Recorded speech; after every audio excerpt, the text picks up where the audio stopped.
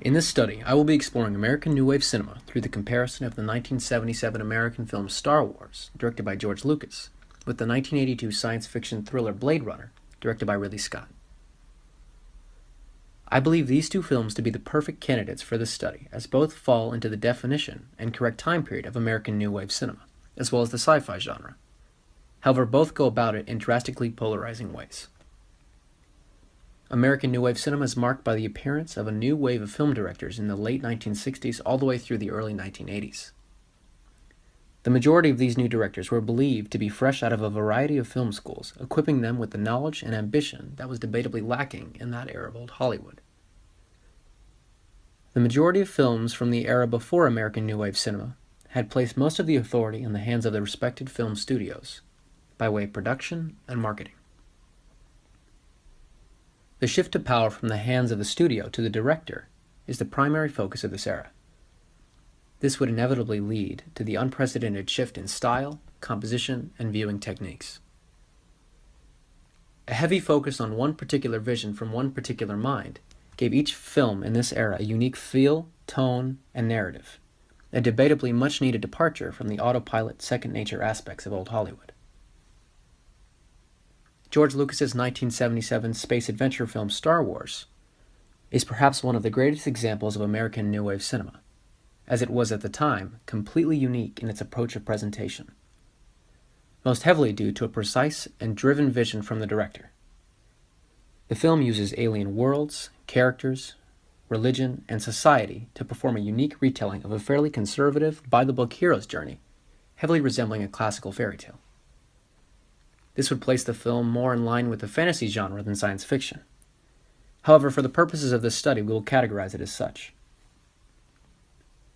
On the other hand, Ridley Scott's classic film Blade Runner manages to fall into the same film movement and genre, while taking a drastically different approach. Scott's direction of Blade Runner takes just as dramatic an approach as Lucas's, using similar techniques such as combining a classical style, this time film noir, with another contrasting element, in this case, a bleak technologically advanced future society. Blade Runner, along with Star Wars, can be categorized as science fiction, though most would consider Blade Runner to be the stronger contestant in that category. The science fiction genre is best categorized with the American New Wave cinema era, as the majority of those types of films were shot between the late 1960s and early 80s. However, most would say the genre was invented in the latter half of the old Hollywood years, the 1950s. The science fiction films of the 1950s certainly had their high points. Examples of such would include 1951's The Day the Earth Stood Still, 1954's The Creature from the Black Lagoon, and 1956's Invasion of the Body Snatchers. As such features maintained both commercial and critical success, the latter would begin to wane, as studios would start to pump out feature after feature in rapid succession, creating what many would consider a bland and hollow oversaturation of such material. This proved to be one of the major factors of the creation of American New Wave cinema. Both Star Wars and Blade Runner are interesting cases as they have historical connection to both eras. And though they fall more in line with the more modern of the two, both films feature aspects of Golden Age Hollywood unrelated to their science fiction classification. When examining the characters that populate the worlds of film, specifically protagonists, and to some respect the antagonists, American New Wave cinema was a drastic departure from its Golden Age counterpart.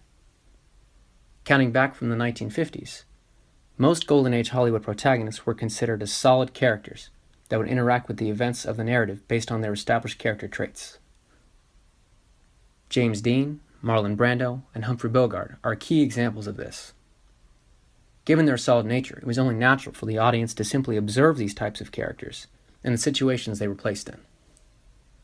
As expected, American New Wave cinema took this Hollywood norm and turned it on its head.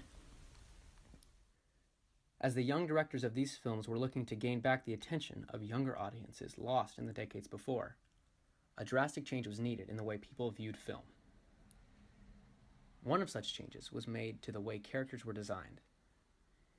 The idea was to design the protagonist as a sort of viewing port for the audience, directly the opposite approach of the Golden Age. By making the primary protagonist an open slate, a sort of everyman, not James Dean, but at the same time not personalityless or boring. the audience would subconsciously interject themselves into the character. This would prove to be an outstanding success. Audiences' excitement levels skyrocketed as suddenly they were the ones on screen, and the story revolved around their foreseeable decisions. An audience member couldn't interject themselves into Jim Stark, but Luke Skywalker, that was doable. Of the two, 1977's Star Wars is the only one to follow this general shift in character design. This also happens to fall in line with Star Wars' classical fairy tale aesthetic, as the everyman getting pushed along into a great adventure larger than is imaginable is a solidified trope of the hero's journey. Luke is presented to the audience as an average farm boy living a less than fantastical life, desiring nothing more than to escape and get involved with something that will expand his future beyond what he knows. Luke's adventurous spirit, mistakes, and humble upbringing provide the perfect candidate for the optimal entertainment experience associated with American New Wave cinema. When we take a look at the protagonist of Blade Runner, on the other hand, a far different picture is painted. The film takes an incredibly unconventional approach to the 1930s film noir, in the same way that Star Wars takes an unconventional approach to fairy tales. The culture, while our own, is incredibly prominent. Corporations run rampant, atmosphere is dreary and diluted, and manufactured humans live among us. These fantastical elements manage to fit seamlessly into the noir-inspired narrative, as they are second nature to the world that surrounds the characters. Much like Lucas's Star Wars, no one reacts in shock, horror, or excitement at the sight of the things fantastical to our own eyes. They are as much a natural part of the world as our regularities are to us. The combination of these aspects allows the film to operate and drive its narrative in a streamlined and focused manner, not wasting the time to acknowledge what is obvious to the protagonist and supporting characters. Speaking of, the protagonist in Blade Runner is one of the aspects of the film that does not line up with the era of American New Wave cinema. In the vein of the film noir theme it so highly resembles, the primary protagonist is in no way a port or viewing point for the audience to view the story. This can be attributed to Blade Runner's tone and purpose not particularly matching up with the vast majority of films coming out of the era of American New Wave cinema. Films like Jaws, Star Wars, and Grease fall into the category of a now widely used term, blockbuster, coined in 1975. And though Scott's Blade Runner was released at the same time, and in the same culture as the rest of those films, it was by no means a Hollywood blockbuster. Harrison Ford's Rick Deckard seamlessly blends in with a wide variety of classic film noir protagonists from the 1930s. Calm, collected, quiet, and analytical, he is a far cry from Lucas's Skywalker. This inadherence to the commonly used clear slate protagonist motif of blockbuster cinema results go hand in hand with the film's contrast from the intensely engaging and audience-thrilling nature of most American New Wave cinema films. Taking a slower, quieter, and somber artful approach, it stays true to its noir roots. This is in its own way just as relevant as any Spielberg production is to American New Wave cinema. Thanks to the profound, uniquely odd vision from director Ridley Scott, it takes creative choices that would never be approved by any studio of that time for being too outlandishly contrasting. In conclusion, both Star Wars and Blade Runner portray aspects of American New Wave cinema in terms of characters, location, atmosphere, mise-en-scène, and unique directorial direction, though each achieved that success in enticingly opposing approaches.